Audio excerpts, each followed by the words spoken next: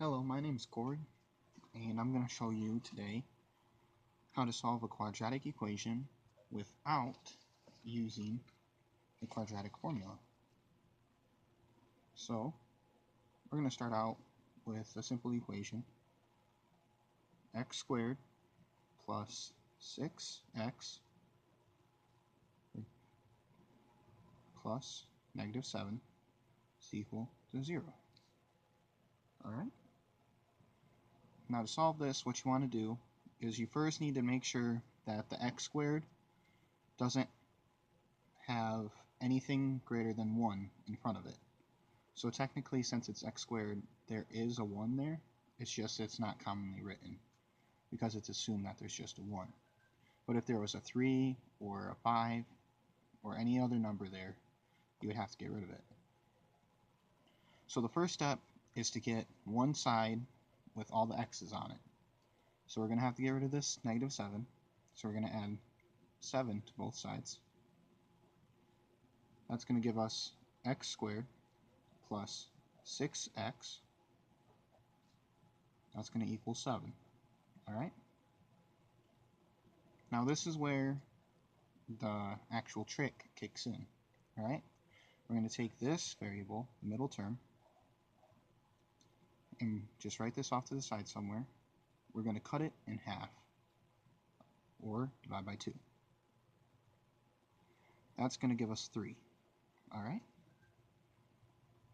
Now, you take that 3 and you square it. That's going to equal 9. Alright? You're going to add 9 to both sides. Now, because you're adding it to both sides, it's not going to actually affect the equation. Much like adding 7 to both sides, it just manipulates it and makes it easier to deal with. Alright, so x squared plus 6x plus 9. That's going to equal 9 plus 7, 16. Alright? Now, this is a perfect square. The way you do this, it will always be a perfect square unless you messed up previously. So we're going to have x plus, up here, before you square the 3, that's what the plus is going to be. It's going to be plus blank, and it's going to be the middle term divided by 2, which in this case is 3. And then you're going to square that, and then this is the equivalent to this. Alright? It's equal to 16. Now we're going to have to solve for x. So the first thing that we're going to have to do is we're going to have to take the square root of both sides to get rid of that pesky 2, so we can solve for x. So the square root and the square are going to cancel. So we're going to have x plus 3. That's going to equal square root of 16 is 4. Alright? However, the square root of 16 can also equal negative 4. So this is an important step. Every time you take the square root, you're going to have a positive piece and a negative piece. And you're going to have to solve for both sides. If you don't, then it won't work. Alright? So now solve for x on this side and this side. X plus 3 is equal to 4. Subtract 3 from both sides. We're going to get x is equal to 1. Alright? Then over here on this side, x plus 3 is equal to negative 4. Subtract 3 from both sides again. So we get x by itself, and that's going to equal negative 7. Alright? So there's our answer. For the equation of x squared plus 6x plus negative 7, or minus 7, same thing, that is equal to 0 when x is equal to 1 and negative 7. Alright? Now, always check your answers. This is good practice for when dealing with any old math problem, alright? So to check it, we're going to plug it into the calculator. The original equation, we're going to plug in 1 for every x.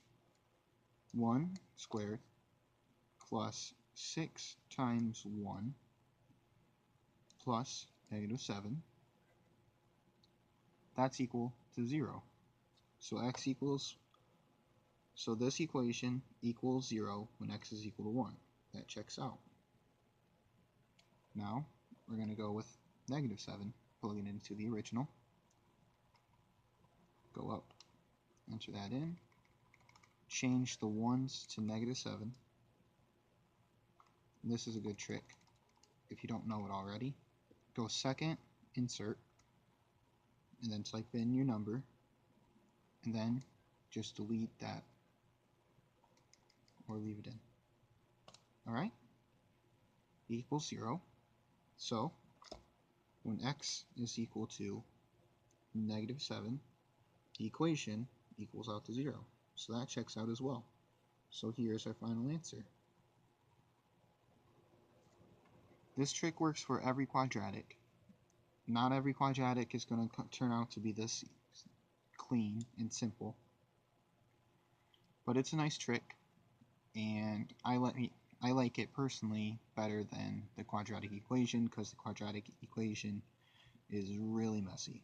Sometimes it ends up being clean, but oftentimes this is a lot cleaner and a lot less work and a lot less variables to remember. There's just 3 steps. Alright? Divide the middle term, MT for middle term, by 2.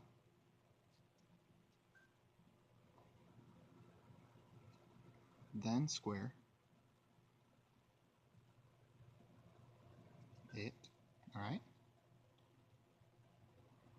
And then you're going to add to both sides.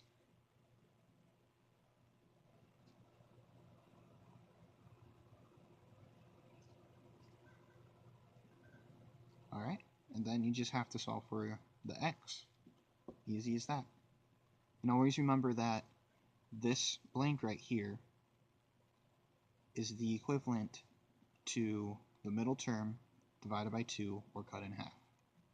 Alright? Thank you for watching.